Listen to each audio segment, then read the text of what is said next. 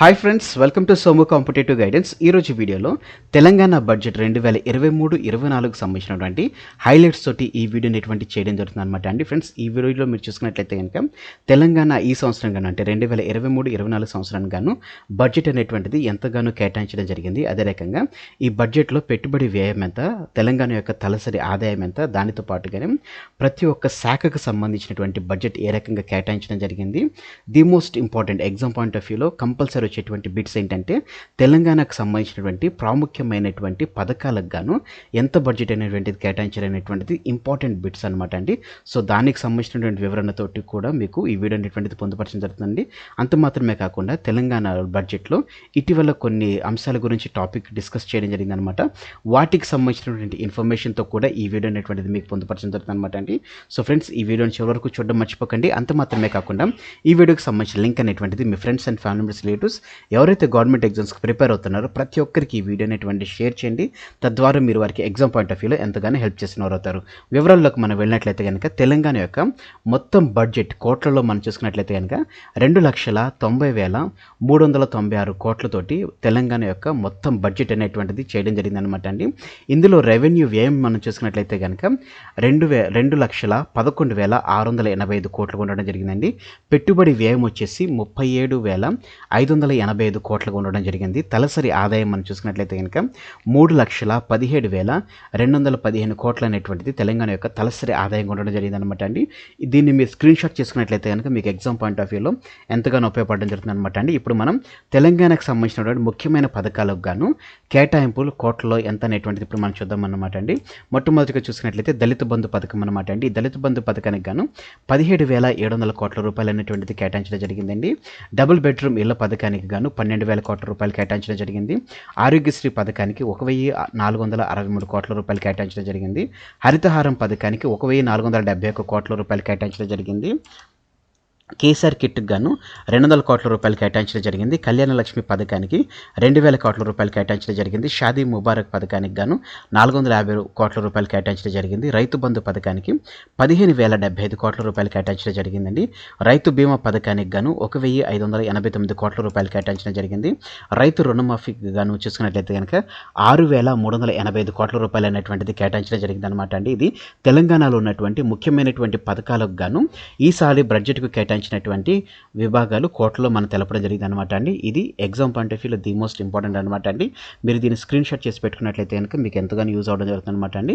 Next మనం చూసుకున్నట్లయితే కనుక వివిధ శాఖలకు గాను ఈసారి బడ్జెట్ అనేటువంటిది ఎలా కేటాయించారు అనేటువంటి వివరాలు ఇప్పుడు మనం చూద్దాం అనమాట అండి. మొట్టమొదటిగా వ్యవసాయ శాఖకు గాను 26,831 కోట్ల రూపాయలు కేటాయించడం జరిగింది. పశు సంవర్ధక అదే రకంగా మత్స్య శాఖకు గాను చూసుకున్నట్లయితే 2,071 కోట్ల రూపాయలు కేటాయించడం జరిగిందండి. వెనుకబడిన తరగతుల సంక్షేమం గురించి మనం చూసుకున్నట్లయితే కనుక 6,229 కోట్ల రూపాయలు కేటాయించడం జరిగింది. ఇంధనం అదే విద్యుత్ గాను మనం చూసుకున్నట్లయితే 12,727 కోట్ల రూపాయలు అనేటువంటిది కేటాయించడం జరిగిందండి. పర్యావరణం, అటవీ, సైన్స్ అండ్ టెక్నాలజీకి గాను 1,471 కోట్ల రూపాయలు కేటాయించడం జరిగిందండి. ఆర్థిక శాఖ చూసుకున్నట్లయితే కనుక 49,749 కోట్ల రూపాయలు కేటాయించడం జరిగింది. ఆహారం, పౌర సరఫరాలకు మనం చూసుకున్నట్లయితే కనుక 3,117 కోట్ల రూపాయలు కేటాయించడం జరిగిందండి. సాధారణ పరిపాలనకు గాను 1,491 కోట్ల రూపాయలు కేటాయించడం జరిగింది. వైద్య, ఆరోగ్యం, కుటుంబ సంక్షేమానికి గాను చూసుకున్నట్లయితే 12,161 కోట్ల రూపాయలు కేటాయించడం జరిగిందండి. ఉన్నత విద్యకు గాను 3,001 కోట్ల రూపాయలు అనేటువంటిది కేటాయించడం జరిగింది అనమాట అండి. అదే రకంగా హోంశాఖకు గాను 9,599 కోట్ల రూపాయలు కేటాయించడం జరిగింది. పరిశ్రమలు, వాణిజ్యానికి గాను 4,337 కోట్ల రూపాయలు కేటాయించడం జరిగింది. ఐటీ అదే రకంగా కమ్యూనికేషన్లకు చూసుకున్నట్లయితే 366 కోట్ల రూపాయలు కేటాయించడం జరిగిందండి. నీటిపారుదలకు గాను 26,855 కోట్ల రూపాయలు అనేటువంటిది కేటాయించడం జరిగింది. కార్మిక, ఉపాధి కల్పనకు గాను 542 కోట్ల రూపాయలు కేటాయించడం జరిగింది. న్యాయశాఖకు గాను 1,665 కోట్ల రూపాయలు కేటాయించడం జరిగింది. లెజిస్లేచర్కు గాను 168 కోట్ల రూపాయలు కేటాయించడం జరిగింది. మైనారిటీ సంక్షేమానికి గాను 2,200 కోట్ల రూపాయలు కేటాయించడం జరిగిందండి. పురపాలక, పట్టణాభివృద్ధికి గాను 11,372 కోట్ల రూపాయలు కేటాయించడం జరిగింది. పంచాయతీరాజ్, గ్రామీణాభివృద్ధి గాను చూసుకున్నట్లయితే 31,000 426 కోట్ల రూపాయలు కేటాయించడం జరిగిందనమాట అండి. హయ్యెస్ట్గా పేమెంట్ చేసిన బడ్జెట్ కేటాయించింది పంచాయతీ రాజ్, అదే రకంగా గ్రామీణాభివృద్ధి శాఖ కేటాయించడం జరిగిందండి. ప్రణాళిక శాఖకు చూసుకున్నట్లయితే 11,495 కోట్ల రూపాయలు, రెవెన్యూ శాఖకు చూసుకున్నట్లయితే కనుక 3,560 కోట్ల రూపాయలు, షెడ్యూల్ కులాల అభివృద్ధికి గాను 21,022 కోట్ల రూపాయలు, మాధ్యమిక విద్య సచివాలయానికి గాను 16,092 కోట్ల రూపాయలు, అదే రకంగా రవాణాకు గాను 1,644 కోట్ల రూపాయలు, రోడ్లు భవనాలకు గాను 22,260 కోట్ల రూపాయలు, గిరిజన సంక్షేమానికి గాను 3,965 కోట్ల రూపాయలు, సీనియర్ సిటిజన్లకు 2,131 కోట్ల రూపాయలు, యువజన పర్యాటక సాంస్కృతిక రంగానికి గాను 1,117 కోట్ల రూపాయలు కేటాయించడం జరిగిందండి. ఇప్పుడు మనం కొన్ని వాటికి సంబంధించినటువంటి బడ్జెట్ అనేటువంటిది కేటాయింపులు కోట్లలో ఏ రకంగా ఉందనేటువంటిది మనం చూద్దామండి. ఎస్సీ ప్రత్యేక నిధికి గాను చూసుకున్నట్లయితే 36,750 కోట్ల రూపాయలు కేటాయించడం జరిగిందండి. ఎస్టీ ప్రత్యేక నిధికి గాను 15,233 కోట్ల రూపాయలు. ఇది నేను మీకు దీన్ని టోటల్కి ఇచ్చినటువంటి దాన్ని నేను మీకు బైఫర్ఫికేట్ చేసి మీకు ఇవ్వడం జరిగిందనమాట అండి. అదే రకంగా బీసీ సంక్షేమానికి గాను 6,229 కోట్ల రూపాయలు కేటాయించడం జరిగిందండి.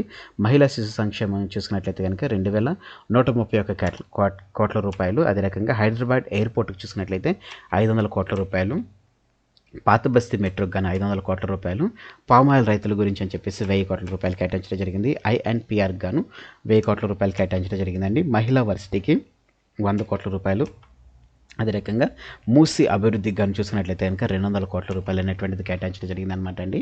అంత మాత్రమే కాకుండా బడ్జెట్లో హరీష్ రావు గారు కొన్ని ఇంపార్టెంట్ ఇష్యూస్ అనేటువంటి తీసుకురావడం జరిగిందనమాట అండి. వాటికి సంబంధించినటువంటి వివరాలు కూడా మీకు ఇందులో పొందుపరచడం జరుగుతుందన్నమాట అండి. అయితే మన తెలంగాణ అసెంబ్లీలో చూసుకున్నట్లయితే కనుక మనకి ప్రవేశపెట్టినటువంటి వారు హరీష్ రావు గారు అనమాట అండి.